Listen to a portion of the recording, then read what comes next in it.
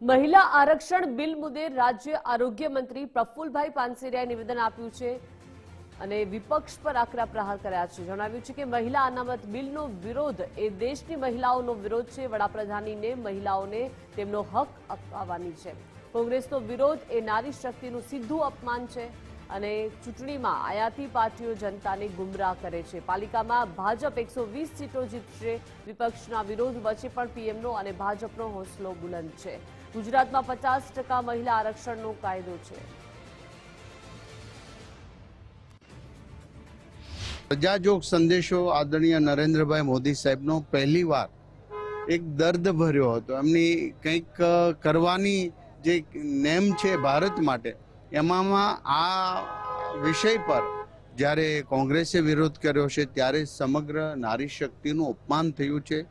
હું આશા રાખું છું કે હજી પ્રચંડ બહુમતી સાથે સંસદની અંદર નારી સન્માનનો આ કાયદો બને।